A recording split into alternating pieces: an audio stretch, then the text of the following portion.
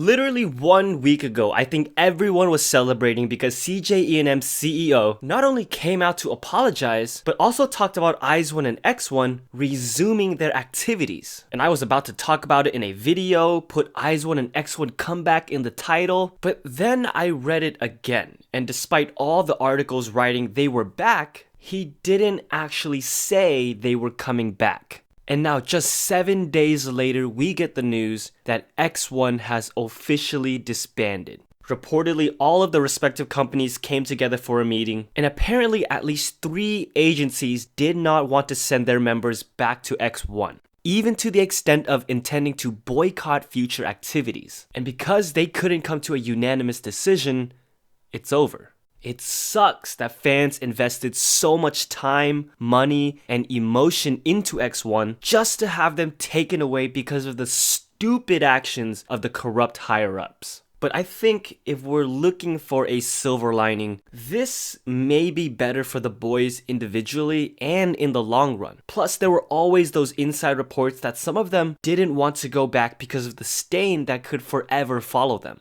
I mean, a lot of us would have supported them regardless, but I think we do have to look at it through their eyes. And there's no doubt that we'll see them re-debut again sooner than later, maybe even soon enough to go head-to-head with the re-debut of Treasure. These poor kids. Coming out of Treasure Box, remember, YG was planning Treasure 7, Magnum 6, and when assembled together, Treasure 13 on your left. Just to be left in the dust after all the controversies that hit YG Entertainment last year. We know there were several secret company-wide meetings and that the boys were seen there. And finally, in January 2020, they will be re-debuting, even though they didn't debut yet. But this time, they will be one big 12-member group because it was also announced that Ha Yoon-bin left after expressing he wanted to be a solo artist. And I have to give credit where it's due to YG Entertainment for not forcing him into the group anyway and terminating his contract. The teaser photo that came out does kind of freak me out though. It's like what you imagine the mythical YG dungeon to be like. If you look at their earlier photos, the new one makes them look like they've been reprogrammed. Sadly, sometimes people lose sight and expect idols to act like perfectly programmed, emotionless robots. Just like Ji-hyo can't react about people making up rumors about her the way any of us would have reacted without people criticizing her. If you noticed, on the night of Mama, Jihyo was there with Twice for the red carpet. She was there for their performances, obviously, but there was a bit of time in between where she wasn't there. People couldn't keep to themselves, they had to speculate, started making up stories in their own minds, linking it to Daniel's health concerns after he opened up about his depression and struggles. And you can see how watching all of these rumors about the one you care about and yourself emerge would get under your skin. And while talking to Once's on the V-app chat, she said, "Let me clarify, since some attention-needy folks are blabbering about what happened,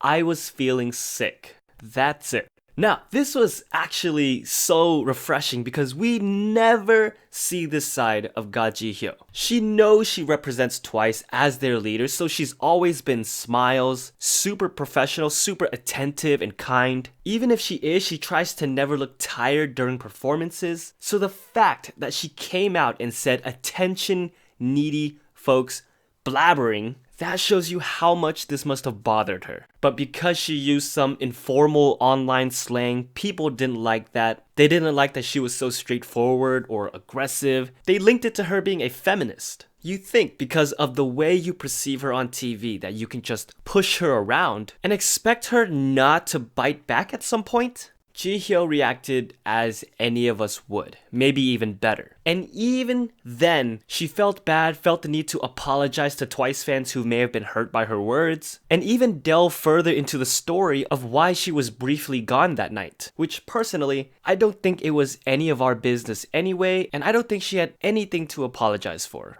And instead of digging into people's business for why they were doing this, why they weren't here for that, we spend that time and energy onto actually important, life-altering things like what's happening over in Australia. People like Stray Kids Bangchan, Felix, Blackpink's Rosé, all whose families and homes are currently in danger from fires like we've never seen before. 500 million animals have died. That's 200 million more than people living in the US. Think about that. And you know, trolls can make hashtags about K-pop fans all they want. But I feel like times like these is when we can show our true colors. Not only artists like Jay Park are donating and getting his entire label to donate, I've seen fans getting together to raise money, doing album giveaways to donate to relief funds. It's a beautiful thing. I'll be donating as well. Do whatever you can, whether that's donating or even just spreading the word. We've shown time and time again that we're a powerful bunch that can do a lot of good. Usually I would always sleep in a bus ride or whatever because I always get not enough sleep. But even in the bus, I couldn't sleep because of all the memories that were going past. I really miss Australia.